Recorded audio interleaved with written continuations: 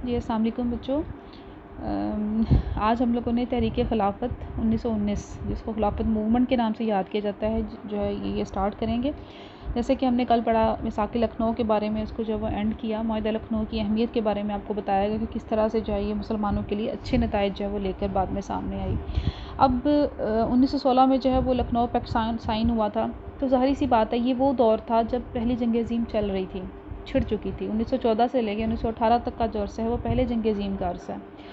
अब ये जो जंग अज़ीम थी ये किसके दरमियान थी और इसके नताइज या इसके जो असरात थे वो बरसगीर के मुसलमानों पर कैसे आए।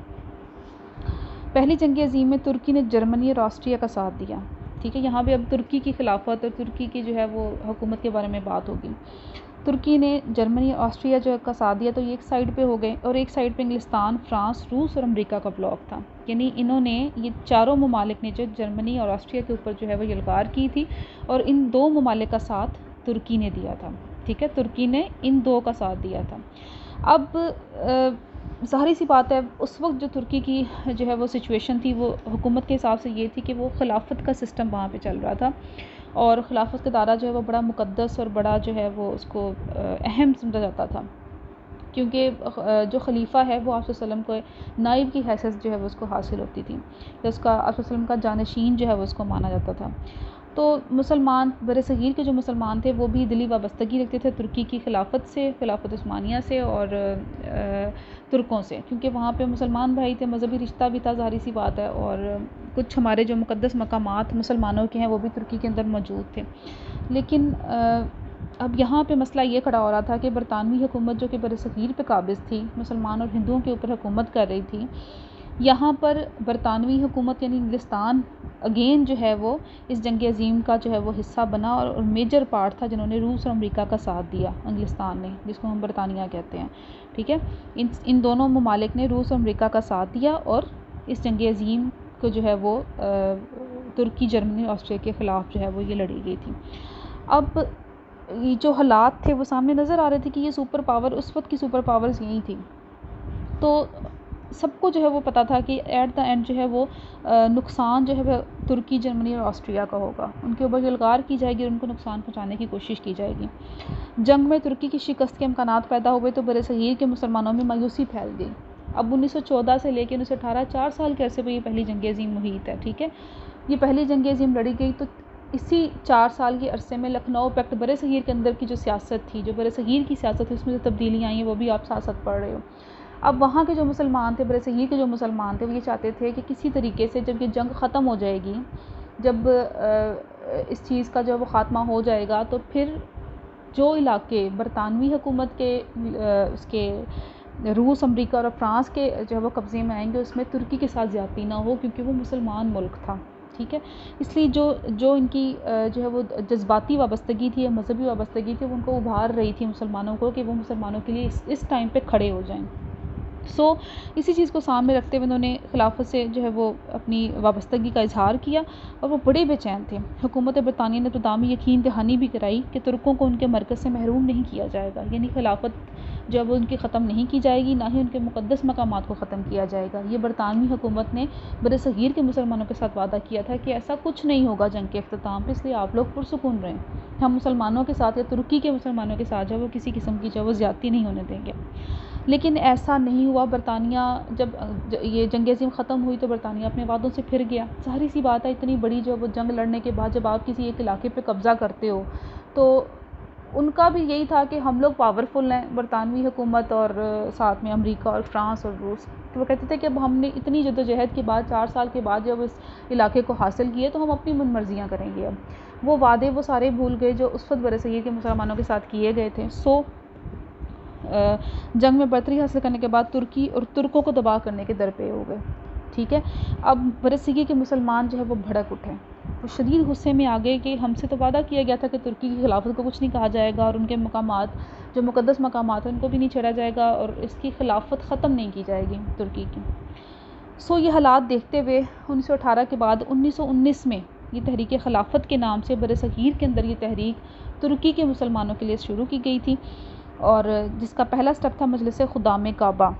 ये एक तंजीम बनाई गई थी मजलिस खुदाम काबा के नाम से, बरसगीर के मुसलमानों की तरफ से, जिसमें मौलाना शौकत अली, मशीर हुसैन कुतवाई और मौलाना अब्दुल बारी जैसे जो है वो नामवर शख्सियात इसमें शामिल थी। और इसी तंजीम के अंडर एक रेशमी रुमाल के नाम से भी जो है एक तहरीक जो है वो उसका आगाज़ किया गया था, जो कि तुर्कों की ख़िलाफ़त को बचाने के लिए और तुर्की की इस सल्तनत उस्मानिया को बचाने के लिए जो है उन्होंने इस चीज़ की जो है तहरीक शुरू की थी, ताकि बरतानवी हुकूमत और अमेरिका जो है वो इस चीज़ से पीछे हट जाएं कि वो तुर्की को नुकसान ना पहुंचाएं। इसके बाद नेक्स्ट जो है वो उन्होंने मुसलमानों ने ये किया कि खिलाफत कमेटी बना ली। अब यहाँ पर साथ में मजलिस खुदाम काबा की जो है वो के नाम से तंजीम भी चल रही है, वो अपनी सरगर्मी में मसरूफ़ है, तहरीकें चल रही हैं, आए दिन स्ट्राइक्स हो रही थी मुल्क के अंदर, यानी बरसगीर के अंदर जो है वो हालात जो है वो कशीदा होना शुरू हो गए थे तुर्की के मुसलमानों को बचाने के लिए। अब जहाँ पर मजलिस खुदाम काबा अपनी सरगर्मियाँ जारी रखे हुए थी, वहाँ पर अली बरादरान खड़े हो गए। ये खिलाफत कमेटी जो बनाई गई थी बेसिकली अली बरादरान की जो है वो काविशों का नतीजा थी। इन्होंने तमाम उस वक्त के जो लीडर्स थे, जो रहनुमा थे बरसगीर के, उनको एक प्लेटफॉर्म पे इकट्ठा किया, जिसमें मौलाना अब्दुल बारी हैं, हसरत मोहानी थे, अब्दुल कलाम आज़ाद थे, डॉक्टर अंसारी हैं और हकीम अजमल थे।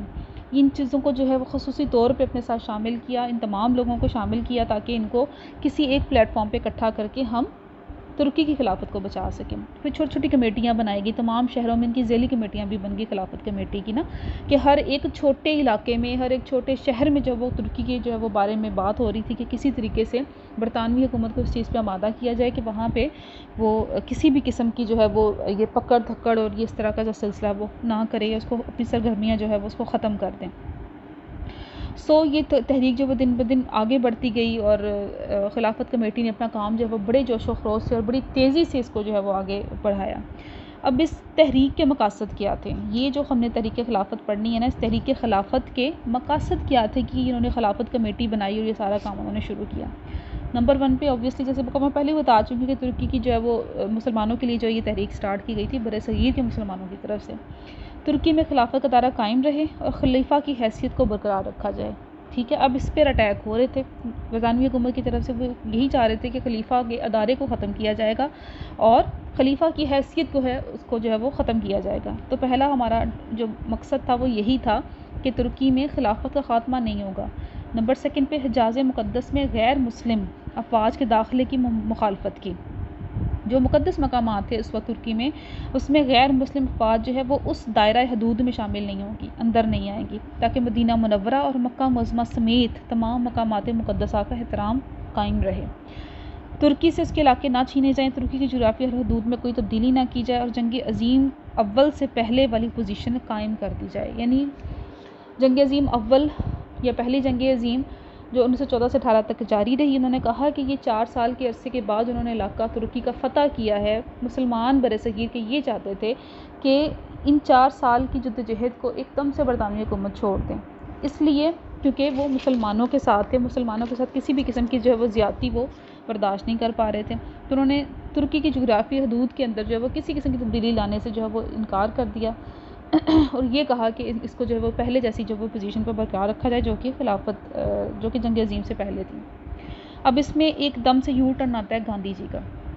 अब ये सारी खिलाफत कमेटी अपना काम कर रही थी, ठीक है, सरगर्मियाँ इनकी जारी थी बरसगीर के अंदर और बरतानवी हुकूमत को मनाने की पुरज़ोर कोशिशें हो रही थी। इधर तहरीक खिलाफत और गांधी जो है वो एकदम से इकट्ठे हो गए।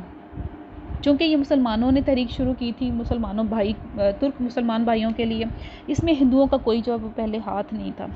अब जैसे ही गांधी को जो है वो ये पता चला कि ये तहरीक जो है वो इतनी जो है वो सर पकड़ चुकी है और अपने कदम जमा चुकी है, तो गांधी ने कुछ तरीक़े जो है वो अपने यानी हिंदुओं की तरफ से गांधी की सरकर्दगी में कुछ तरीक़े जो है वो शुरू की गई थी, जिसमें तहरीक तुर्क मौलाद सिविल नाफरमानी की तहरीक और तहरीक अदम ताउन जो है वो पेश थी, जिसमें वो अंग्रेज़ हुकूमत को कमज़ोर करना चाह रहे थे और अपने मुतालबात मनवाने की कोशिश कर रहे थे जो हिंदू जो है वो लोग थे।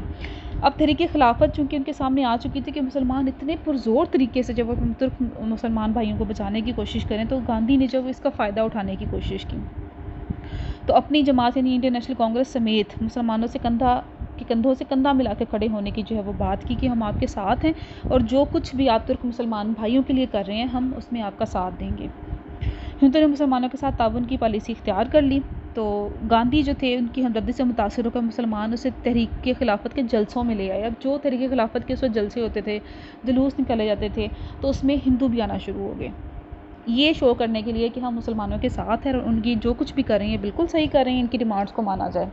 अब तहरीक खिलाफत की कामयाबी के दर्जन इक़दाम उठाने का फ़ैसला किया गया। अब इसको करने के लिए गांधी ने इनको कुछ मशवरे दिए हैं मुसलमानों को कि आप अगर तहरीक खिलाफत को कामयाब देखना चाहते हैं, कामयाब करना चाहते हैं, तो कुछ ऐसी चीज़ें या इक़दाम आपको करने पड़ेंगे जिससे जो है वो आप अपनी इस तहरीक में या अपने मकसद में कामयाब हो जाएँ। तो नंबर 1 पे उसने कहा कि एजाज़ात और अलक़ाबात वापस कर दिए जाएँ। जितने बरतानवी हुकूमत ने उस वक्त मुसलमानों को या मुसलमानों के ख़ास जो रहनुमा थे उनको एजाज़ात दिए गए थे वो वापस कर दिए जाएँ। मकामी कौंसलों से मुसलमान मुस्तफ़ी हो जाएँ, यानी मुलाज़मतों से इस्तीफ़ा दे दें। मुस्लिम तलबा तालीमी इदारे को छोड़कर तहरीकों में शामिल हो जाएँ, यानी तालीम को छोड़ दो और इस तरह की जो सियासी तहरीकें हैं उसमें मुसलमान तलबा को शामिल कर लिया। सरकारी मुलाज़मतों से इस्तीफ़े दे दिए जाएँ, वो दे दिए गए। इन इक़दामात के बाद उलमा ने अंग्रेज़ फ़ौज में खिदमत अंजाम देने के ख़िलाफ़ फ़तवे जारी कर दिए और मुस्लिम तालीमी इदारों ने हुकूमती इमदाद लेने से भी इनकार कर दिया। यानी ये वो चीज़ें थी जो उस वक्त बरतानवी हुकूमत के अगेंस्ट सारी जा रही थी। मुसलमानों की तरफ से जो ये इक़दामात किए जा रहे थे, लेकिन उनको करवाने वाले कौन थे? गांधी जी।